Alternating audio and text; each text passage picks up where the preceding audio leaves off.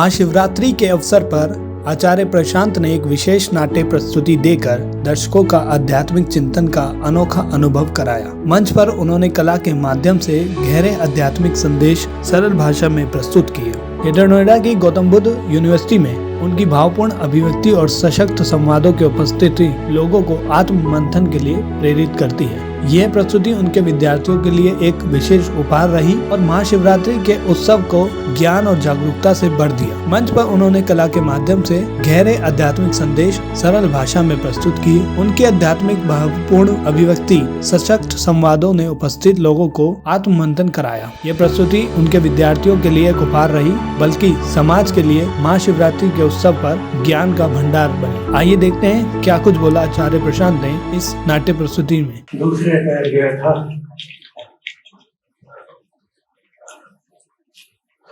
आधी रात के बाद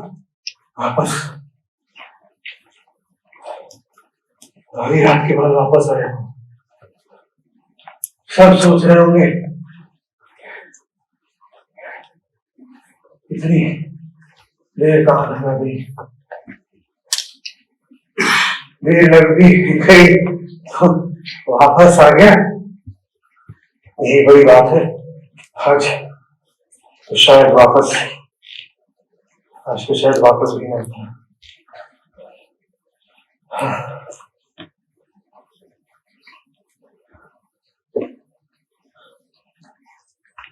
जब मैं वहां पहुंचा तो बुद्ध न जाने कितने ही लोगों से घिरे हुए बैठे थे। कैसी शांत करुणामयी मूर्ति भागवत बुद्ध की। मैं बहुत देर तक बैठा विचल नेत्रों से टकटकी बांधे उन्हें देखता रहा। प्रतीत हुआ इस मानव समुद्र में मेरा तो कभी मौका ही नहीं लगेगा। जब समय बीतने लगा, सांझ की ओर बढ़ने लगा, तो मैंने सोचा उठ करके वापस आ जाऊं। मोहिनी को वचन दिया है और उठने का मुझमें साहस ही नहीं हुआ। उनके सामने मैं बैठा ही रह गया उनके। और फिर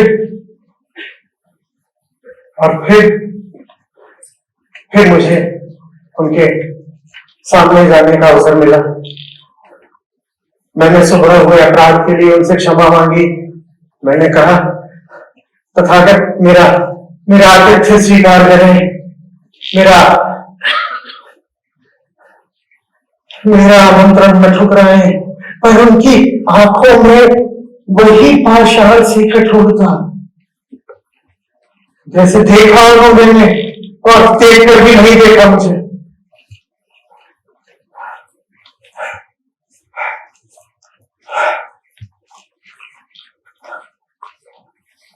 मैं निराश हुआ। मैं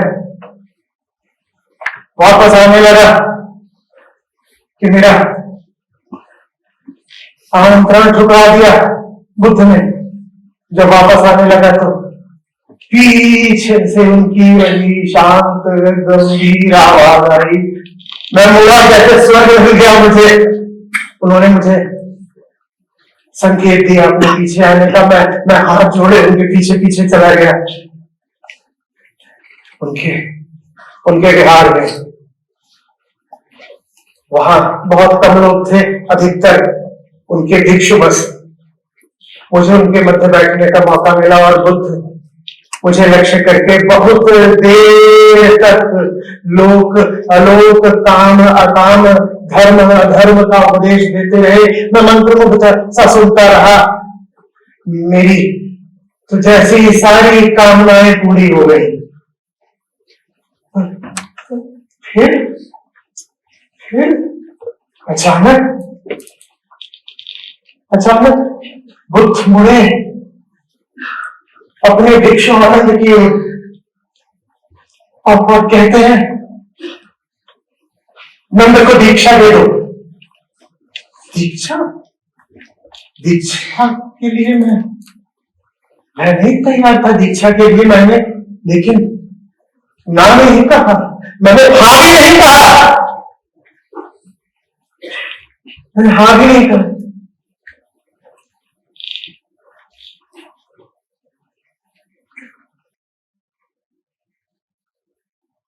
मेरे मौन को मेरी मूक सहमति समझ लिया है। आनंद और अन्य भिक्षु मेरी और कैची करते नहीं गए पर बढ़े मेरे केश काटने के लिए। मैंने क्या उठा मेरे भीतर, मैंने दृढ़ता से रोक दिया उनको। नहीं और रोक दिया मैंने उनको, तो वहां उपस्थित सारे भिक्षुओं ने मुझ पर कामनाग्रस्त होने का आरोप लगाया। बोले तुम पर धन, मद, यौवन और स्त्री का ज्वर चढ़ा है, इसलिए तुम बुद्ध के समीप होकर भी दीक्षा नहीं स्वीकार कर रहे। मैं चुप रहा। मेरी चुप्पी को देखकर इस बार स्वयं तथागत बुद्ध उठे और उन्होंने अपना भिक्षा पात्र मेरे हाथों में रखना चाहा। मैं तीन कर्तव्य विमूढ़ खड़ा था। हे ईश्वर, मुझे किस परीक्षा ने डाल दिया। वो मेरे सामने स्वयं तथा बुद्ध मेरे सामने अपना ही भिक्षा पात्र लेकर खड़े थे और मेरे हाथ से ग्रहण करने के लिए उठे ही नहीं। जैसे उनकी आंखें मैंने पत्थर देखी थी, मैं भी पत्थर हो गया।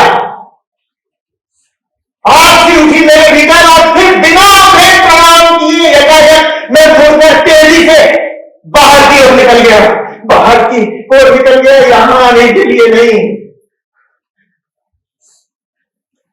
उस वक्त मेरे भीतर दुनिया की हर वस्तु, हर विषय, हर व्यक्ति के लिए बस रोष था, विरक्ति थी, क्रोध था। यहां तक कि स्वयं बुद्ध के लिए भी, अपने लिए भी मैं जीना नहीं चाहता था। मैं वन की ओर चला गया। मैं चाहता था कोई हिंस्र पशु मेरा शिकार कर ले, और जब कोई पशु नहीं आया मेरी ओर तो मैंने स्वयं ही जाकर के जंगली पशु को ढूंढा, जल्द करा, लेकिन मैं फिर भी नहीं।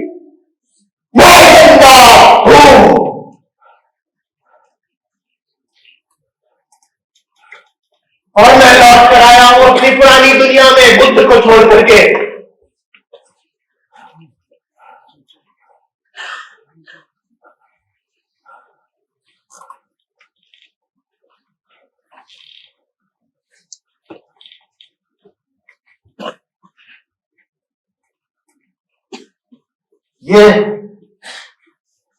ये घाव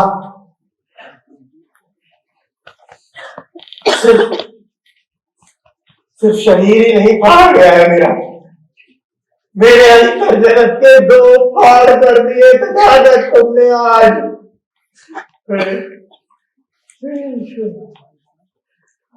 ईश्वर